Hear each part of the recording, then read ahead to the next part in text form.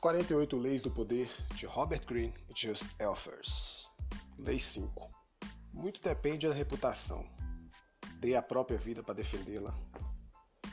A reputação é a pedra de toque do poder. Com a reputação apenas, você pode intimidar e vencer. Um deslize, entretanto, e você fica vulnerável e será atacado por todos os lados. Torne a sua reputação inexpugnável. Esteja sempre alerta aos ataques em potencial e frustre-os antes que aconteçam. Enquanto isso, aprenda a destruir seus inimigos, minando as suas próprias reputações.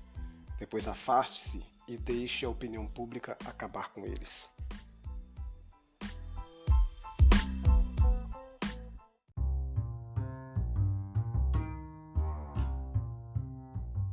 A Lei Observada 1.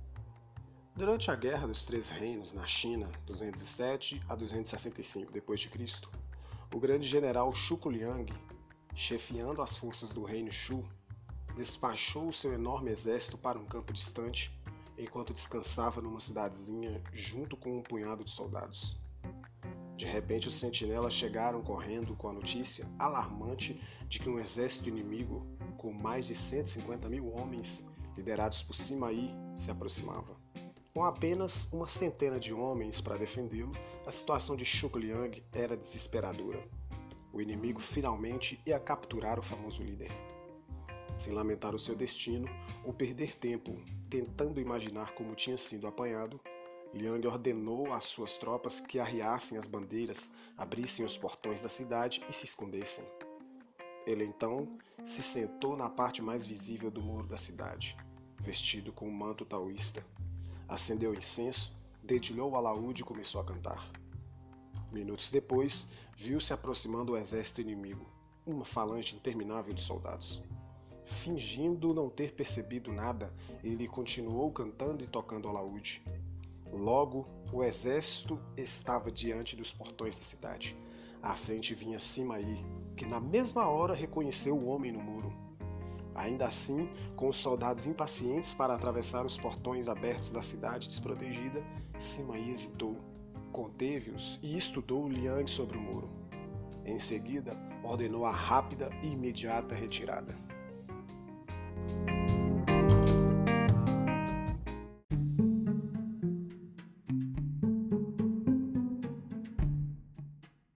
Interpretação. Zhuge Liang era conhecido como o Dragão Adormecido. Suas façanhas na Guerra dos Três Reinos eram lendárias. Certa vez, um homem, dizendo ser um tenente inimigo descontente, apareceu no seu acampamento oferecendo ajuda e informação. Liang, na mesma hora, viu que era uma armadilha. O homem era um falso desertor e devia ser decapitado. No último minuto, entretanto, o machado já ia descendo. Liang suspendeu a execução e propôs poupar a vida do homem se ele concordasse em ser um agente duplo. Agradecido e aterrorizado, o homem concordou e começou a fornecer informações ao inimigo. Liang venceu batalha atrás de batalha. Em outra ocasião, Liang roubou um selo militar e forjou documentos despachando as tropas do inimigo para localidades distantes. As tropas dispersas e ele conseguiu capturar 3 cidades e assim controlar todo o corredor do reino inimigo. Ele também levou o inimigo certa vez a acreditar que um dos seus melhores generais era um traidor, forçando o homem a fugir e juntar forças com Liang. O Dragão Adormecido cultivou cuidadosamente a sua reputação de homem mais astuto da China, aquele sempre com um truque escondido na manga. Eficaz quanto qualquer outra arma, esta reputação amedrontava o inimigo. Sima Yi tinha lutado contra Zhuge Liang dezenas de vezes e o conhecia bem. Quando ele chegou à cidade vazia, com Liang rezando em cima do muro, ficou atordoado. O manto taoísta, o canto, o incenso, aquilo tinha que ser um jogo de intimidação. O homem evidentemente estava brincando com ele, desafiando-o a cair numa armadilha. O jogo era tão óbvio que por um momento Yi chegou a pensar que Liang estava realmente sozinho e desesperado. Mas ele tinha tanto medo de Liang que não ousou se arriscar. Assim é o poder da fama, capaz de colocar um enorme exército na defensiva até forçá-lo a bater em retirada sem atirar uma única flecha. Pois, como diz Cícero, até os que condenam a fama Querem seus nomes no título dos livros que escrevem contra ela e esperam se tornar famosos por desprezá-la. Tudo o mais está sujeito à barganha. Permitimos que nossos amigos fiquem com os nossos bens e nossas vidas, se for necessário, mas é raro dividirmos nossa fama e darmos de presente para alguém a nossa reputação. Montaigne, 1533 a 1592.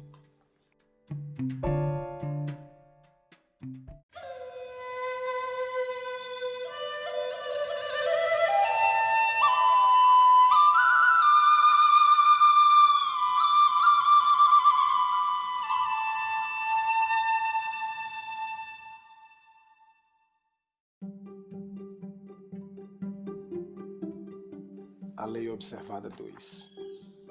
Em 1841, o jovem P.T. Barnum, tentando estabelecer a sua reputação como o principal empresário teatral nos Estados Unidos, decidiu comprar a American Museum em Manhattan e transformá-lo numa coleção de curiosidades que garantiriam sua fama. O problema era que ele não tinha dinheiro. Estavam pedindo $15.000 pelo museu, mas Barnum conseguiu redigir uma proposta que atraiu os donos da instituição, apesar de substituir o dinheiro vivo por dezenas de garantias em referências. Os proprietários chegaram a um acordo verbal com Barnum, mas, no último minuto, o principal sócio mudou de ideia e o museu e a sua coleção foram vendidos para os diretores do Peale Museum. Barnum ficou furioso, mas o sócio explicou que negócio era negócio. O museu tinha sido vendido a Peale porque Peale tinha reputação e Barnum não. Barnum imediatamente decidiu que se ele não tinha uma reputação para bancá-lo, o seu único recurso era arruinar o Peale.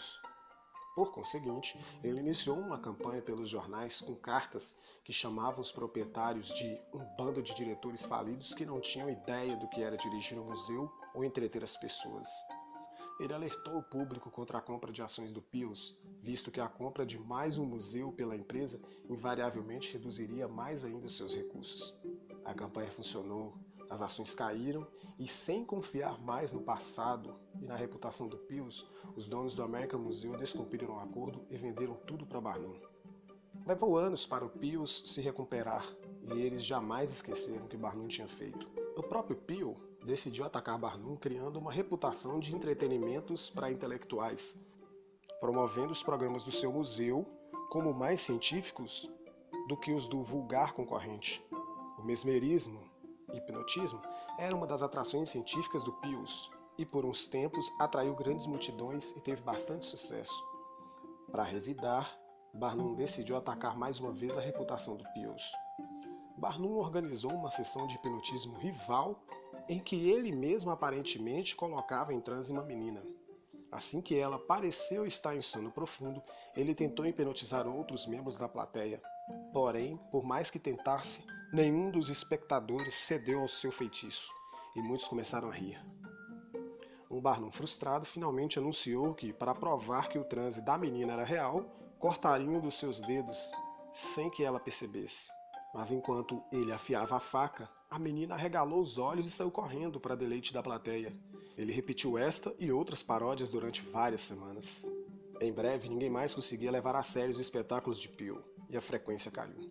Em poucas semanas, o espetáculo fechou. Nos anos seguintes, Barnum estabeleceu uma reputação de ousadia e consumado domínio de cena que durou pelo resto de sua vida. A reputação dos Peale, ao contrário, jamais se recuperou.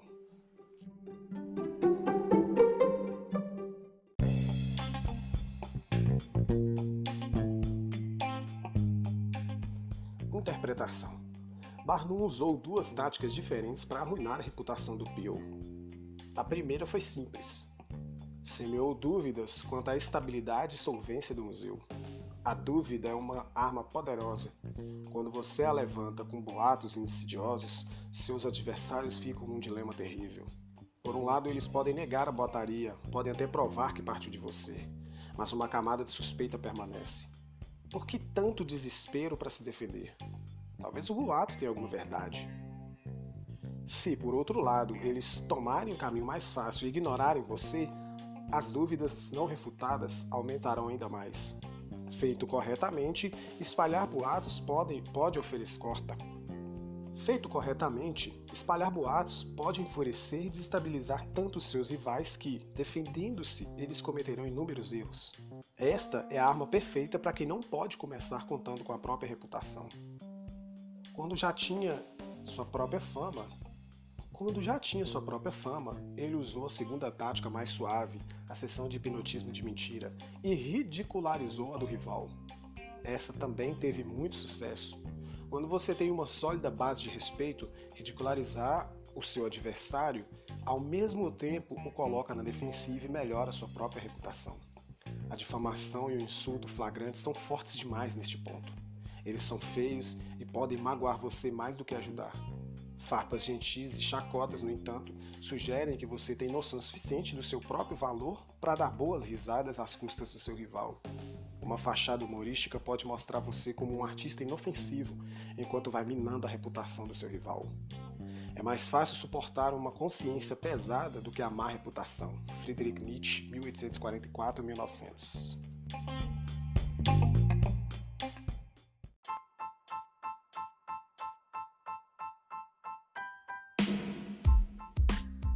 As chaves do poder.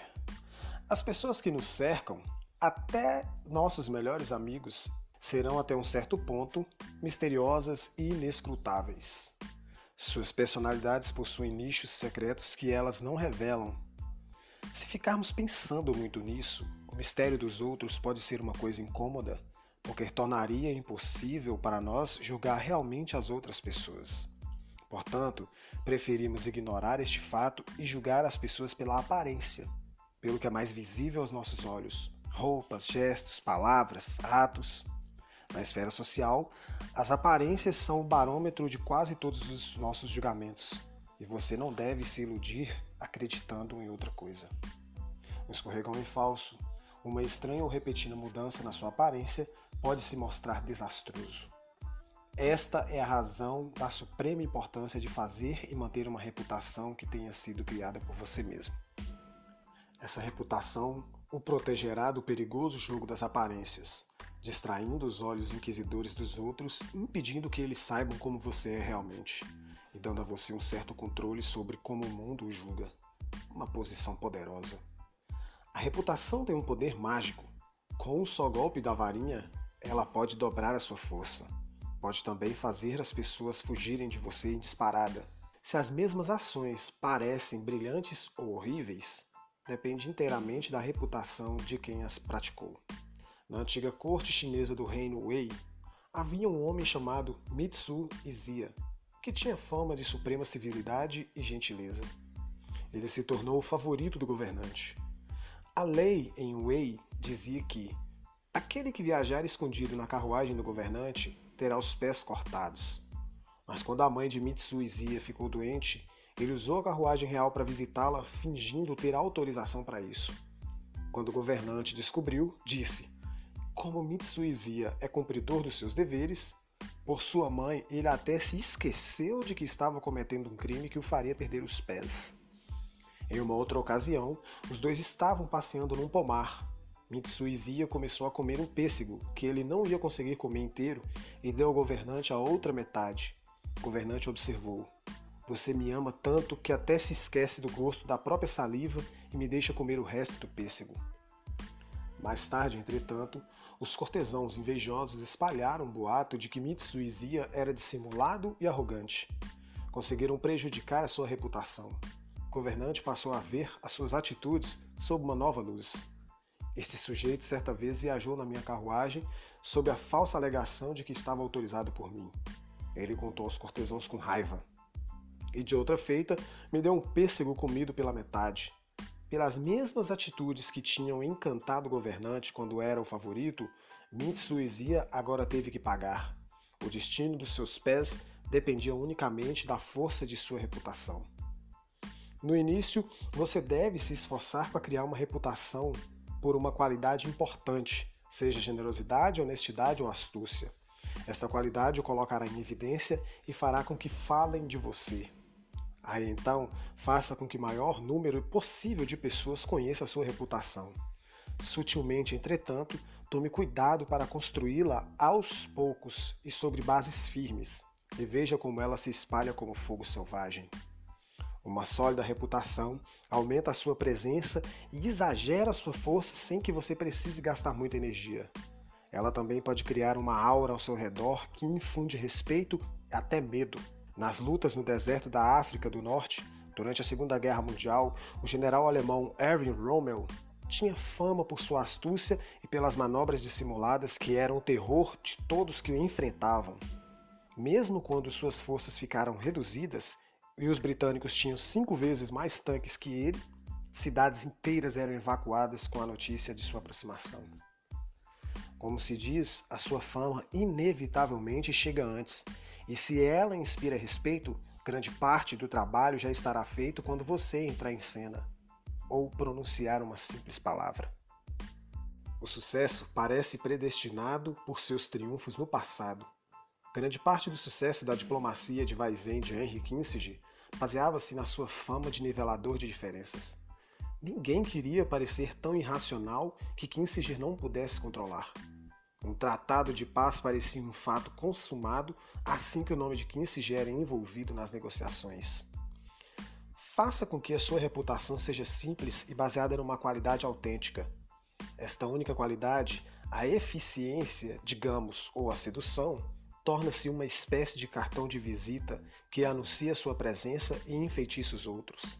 A fama de honestidade permitirá que você pratique todos os tipos de fraude. Casanova usava a sua reputação de grande sedutor para abrir caminho para suas futuras conquistas. As mulheres que escutavam falar de seus poderes ficavam cheias de curiosidade e queriam descobrir por elas mesmas o que o fazia ter tanto sucesso no amor. Talvez você já tenha manchado a sua reputação e não possa mais criar outra. Sendo assim, é prudente associar-se com alguém cuja imagem se contrapõe à sua, usando um bom nome dessa pessoa para limpar e melhorar o seu. É difícil, por exemplo, limpar a reputação de desonesto sozinho, mas um modelo de honestidade pode ajudar. Quando P.T. Barnum quis limpar a sua fama de promover espetáculos vulgares, ele trouxe a cantora Jane Lind da Europa. A sua reputação era de alta classe, estelar, e a turnê pela América patrocinada por Barnum melhorou muito a imagem dele. Da mesma forma, os grandes barões ladrões da América do século XIX, durante muito tempo não conseguiram se livrar da fama de crueldade e mesquinharia. Só depois que começaram a colecionar peças de arte e nomes como Morgan e Frick se tornaram permanentemente associados aos de Da Vinci e Rembrandt, eles conseguiram melhorar a sua imagem desagradável. A reputação é um tesouro que deve ser cuidadosamente colecionado e guardado. Especialmente quando você está começando, deve protegê-la rigidamente, prevendo todos os ataques. Quando ela estiver sólida, não fique com raiva ou na defensiva com os comentários difamadores de seus inimigos. Isso revela insegurança, falta de confiança na sua reputação. Pegue o caminho mais fácil e jamais demonstre desespero na hora de se defender. Por outro lado, o ataque à reputação de outro homem é uma arma poderosa, particularmente se você tem menos poder do que ele. Ele tem muito mais a perder numa disputa como essa, e a sua própria reputação, ainda pequena, é um alvo pequeno quando ele tentar atirar de volta. Barnum usou essas campanhas com grande eficácia no início da carreira. Mas esta tática deve ser praticada com habilidade. Você não deve parecer interessado numa vingança mesquinha. Se você não for esperto na hora de prejudicar a reputação do seu inimigo, estará inadvertidamente arruinando a sua. Thomas Edison, considerado o inventor que controlou a eletricidade, acreditava que um sistema viável deveria se basear na corrente contínua DC. Quando o cientista sérvio Nikola Tesla pareceu ter conseguido criar um sistema baseado na corrente alternada AC, Edison ficou furioso. Ele decidiu acabar com a reputação de Tesla, fazendo o público acreditar que o sistema AC era inerentemente inseguro e Tesla responsável por promovê-lo. Com este objetivo, ele capturou animaizinhos domésticos de todos os tipos e os eletrocutou, matando-os com uma corrente AC. Não bastando isso, em 1890, ele conseguiu que as autoridades da prisão no estado de Nova York procedessem com a primeira execução de um condenado à morte com choque elétrico, usando uma corrente AC. Mas todas as experiências de eletrocução realizadas por Edison tinham sido com pequenas criaturas. A carga era muito fraca e o homem ficou só meio morto. Na execução, que talvez tenha sido a mais cruel autorizada pelo Estado no país, o procedimento teve de ser repetido. Foi um espetáculo horrível. Embora a longo prazo o que subsistiu foi o nome de Edison, na época a sua campanha prejudicou mais a sua própria reputação do que a de Tesla. Ele se retraiu. A lição é simples: não exagere em ataques como este, porque chamará mais atenção para a sua índole vingativa do que para a pessoa que você está difamando. Quando a sua própria reputação é sólida, use táticas mais sutis, como a sátira e o ridículo, para enfraquecer o seu adversário, enquanto você se mostra um charmoso brincalhão. O poderoso leão brinca com o camundongo que cruza o seu caminho. Qualquer outra atitude prejudicaria a sua temível reputação.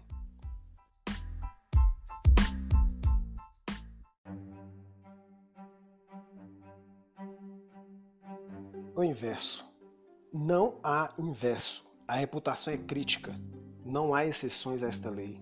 Talvez não se importando com o que as pessoas pensem a seu respeito, você ganhe fama de insolente e arrogante, mas esta por si só é uma imagem valiosa. Oscar Wilde a usou com grande proveito. Visto que temos de viver em sociedade e depender da opinião alheia, nada se ganha negligenciando a própria reputação. Quando você não se preocupa com a maneira com que as pessoas o veem, está deixando que os outros decidam isso por você. Seja dono do seu próprio destino e também da sua reputação.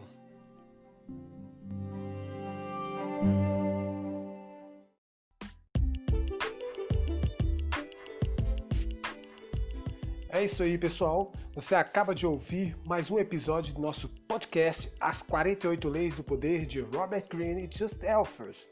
Se você gostou, dê um like, siga nossas redes sociais e fale com os amigos, compartilhe para todo mundo.